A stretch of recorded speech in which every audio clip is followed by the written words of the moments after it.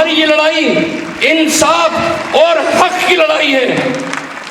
ये कानून मुसलमानों से उनकी इबादत गाहों को छीनने वाला कानून है। हमको वक्फ एक्ट 2025 मंजूर नहीं है। हमको ये वक्फ एक्ट 2025 हरगिज़ मंजूर नहीं है। अपने एहतजाज को जारी रखोगे इंशाअल्लाह।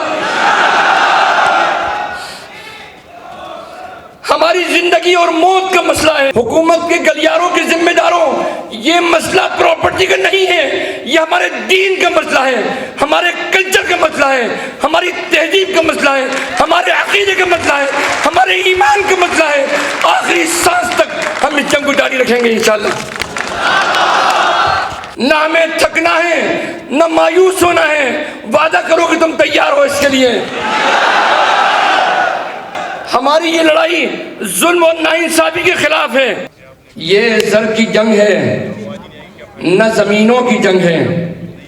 ये जंग है बका के उसूलों के वास्ते।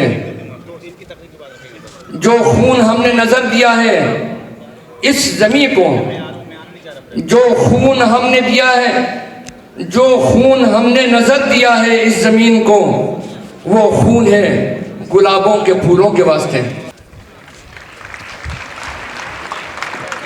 हजरात मोहतरम, इस मुल्क को हमने आज़ाद कराया। हमने अपने लहू से इस सरजमीन को सींचा है। आज हम पर ही इस मुल्क की सरजमीन को तंग किया जा रहा है। हमसे हमारी मस्जिदों, कब्रस्तानों और दरगाहों को छीनने का काला कानून बना दिया गया है। आज हम और आप जिस लड़ाई के लिए जमा हुए हैं, ये उसूलों की लड़ाई है। हमारी ये जंग वक्फ एक्ट 2025 के खिलाफ है। ये लड़ाई दरअसल इस मुल्क के सेकुलरिज्म की हिफाजत की लड़ाई है। हमारी ये लड़ाई हिंदुस्तान के कॉन्स्टिट्यूशन की हिफाजत की लड़ाई है। हमारी ये लड़ाई जमहूरियत की बका की लड़ाई है। हमारी ये लड़ाई सेकुलरिज्म की मजबूती की लड़ाई है। हमारी ये लड़ाई दस्तूरी हुकूक के तहफ़्फ़ुज़ की लड़ाई है। हमारी ये जंग इस मुल्क में दस्तूर की बालादस्ती की जंग है। हमारी ये जंग गया में बौद्ध विहार पर बुद्धिस्टों के हक की लड़ाई है। हमारी ये लड़ाई जैन मंदिर पर जैन समाज के हक की लड़ाई है।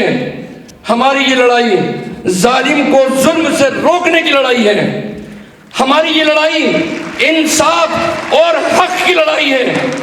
हमारी ये लड़ाई मुसलमानों के साथ साथ हमारे यहाँ बैठे हुए ईसाई भाई, जैन भाई, बुद्धिस्ट भाई और गैर मुस्लिम हमारे बिरादरान वतन, इन सब के साथ में, इंसाफ पसंदों के साथ मिलकर लड़ाई है। हमारा आज का ये एहतजाज हुकूमत के ईमानों को ये बताना चाहता है कि ये वक्फ एक्ट 2025 गैर आईनी है, गैर दस्तूरी है और गैर जमहूरी कानून है। ये मुसलमानों के मजहब में मुदाखलत करने वाला कानून है। ये कानून मुसलमानों को उनके मजहबी शायर को छीनने वाला कानून है। ये कानून मुसलमानों के उनके दस्तूरी हुकूक को छीनने वाला कानून है। ये कानून मुल्क में जमहूरियत और सेकुलरिज्म को तोड़ने वाला कानून है। ये कानून मुसलमानों से उनकी इबादत गाहों को छीनने वाला कानून है। ये कानून हमें कतई मंजूर नहीं है। या आप कहो कि तुमको ये मंजूर नहीं है, हमको वक्फ एक्ट 2025 मंजूर नहीं है। हमको ये वक्फ एक्ट 2025 हरगिज़ मंजूर नहीं है। ये कानून हमें कतई मंजूर नहीं है। हम सुप्रीम कोर्ट की अबूरी राहत पर, इंटरिम रिलीफ पर मुतमईन नहीं हैं। हमारा ये मुतालबा है कि ये कानून मुकम्मल तौर पर वापस लिया जाए। वक्फ तरमीमी बिल वापस लो, वापस लो। ये वक्फ तरमीमी बिल वापस लो, वापस लो। मुद्रा हजरात मोहतरम, मैं सिर्फ 3 बातें आपसे मुख्तसरन अर्ज करना चाहता हूँ।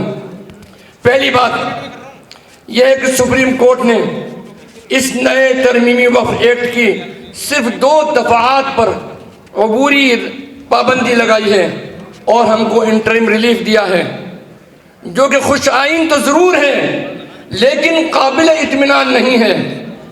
अभी वक्फ की जायदाद पर लिमिटेशन एक्ट का निफाज बाकी है, जो नाजायज कब्जों को कानूनी तौर पर मालिक बनाने का काम करेगा।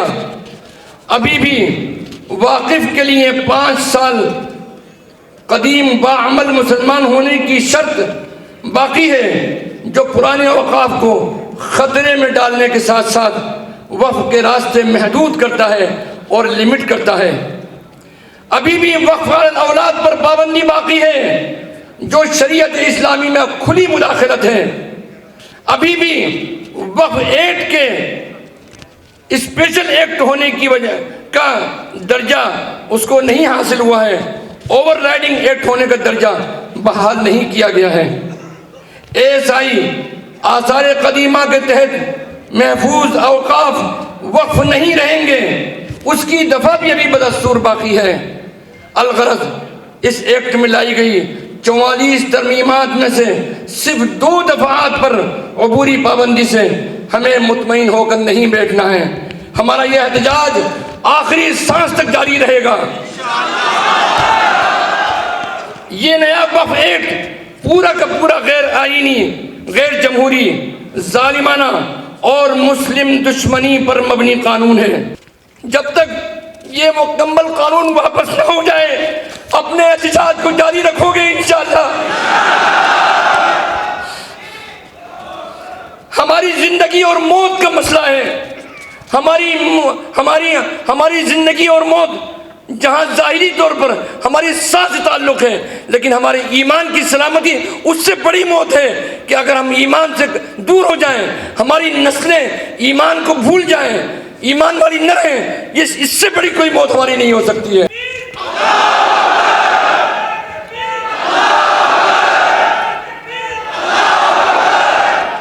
वक्फ का तरमीमी बिल ये कहा जाता है कि ये प्रॉपर्टी का मसला है। नहीं, हुकूमत के गलियारों के जिम्मेदारों, ये मसला प्रॉपर्टी का नहीं है, ये हमारे दीन का मसला है, हमारे कल्चर का मसला है, हमारी तहजीब का मसला है, हमारे अकीदे का मसला है, हमारे ईमान का मसला है। आखिरी सांस तक हम इस जंग को जारी रखेंगे इंशाअल्लाह।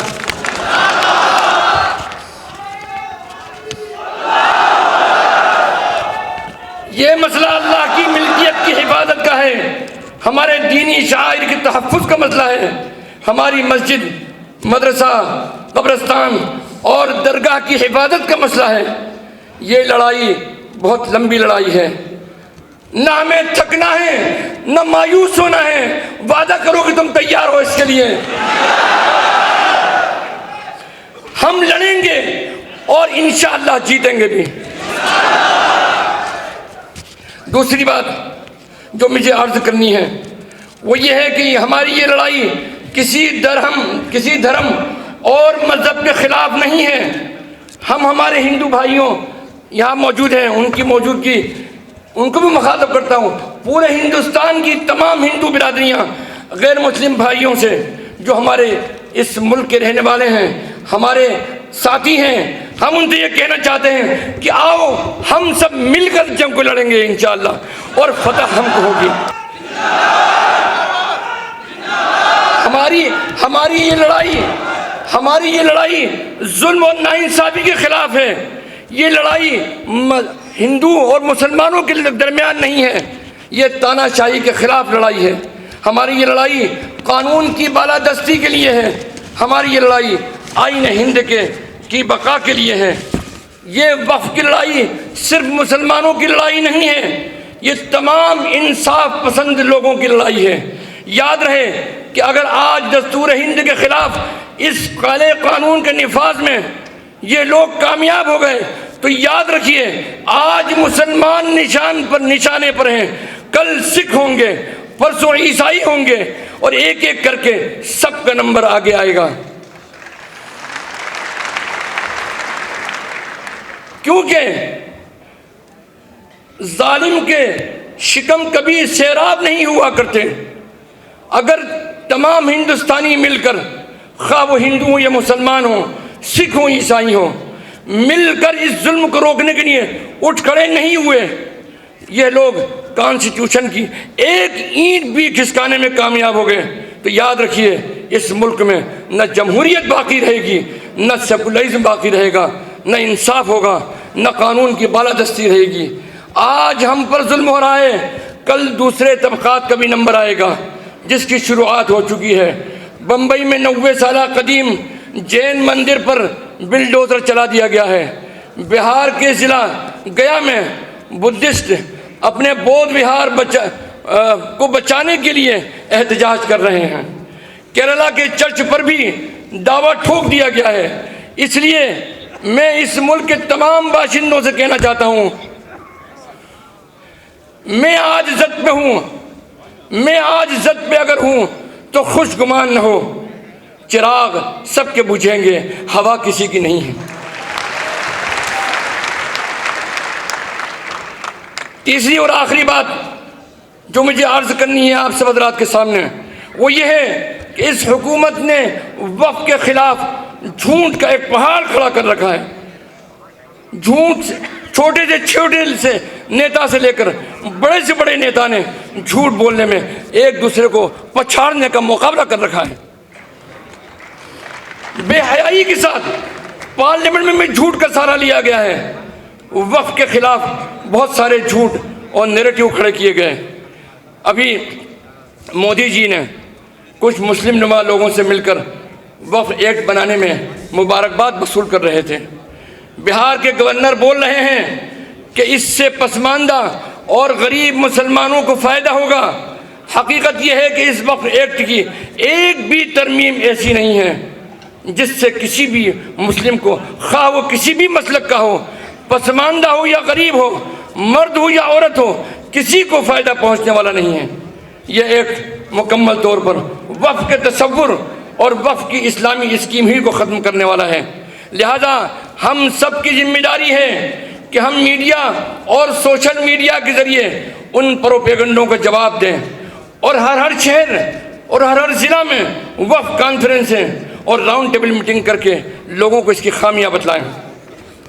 मेरा अजीज़ों, बुज़ुर्गों और दोस्तों और हमारी बहनें, आखिरी बात हम ये बात कहना चाहते हैं कि हम सबको होशियार रहने की ज़रूरत है, क्योंकि हुकूमत हमारी सफ़ों से मीर जाफ़र और मीर सादिक खड़े करेगी और कर रही है। जो भी इस कानून का हिमायती हो वो मुस्लिम कौम का मीर जाफ़र और मीर सादिक है।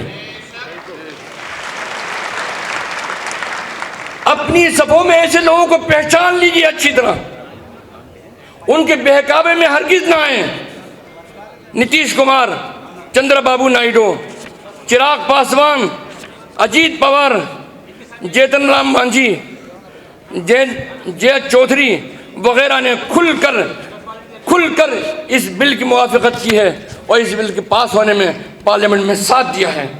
मुसलमानों की पीठ में इन लोगों ने छुरा घोंपा है। मेरी तमाम मुसलमान और इंसाफ पसंद शहरियों से गुजारिश है कि इन पार्टियों से और उनके लीडरों को अच्छी तरह पहचान लें। ये कॉन्स्टिट्यूशन के मुखालिफ हैं, ये जालिम की हिमायत करने वाले हैं, ये मुल्क की जमहूरियत के मुखालिफ हैं। सिर्फ कश्ती बदलने से उनकी हकीकत नहीं बदलेगी। इसलिए या तो हुकूमत को कानून वापस लेने पर मजबूर करें या फिर हर जगह हमेशा के लिए हमारी मुखालिफत के लिए तैयार रहें।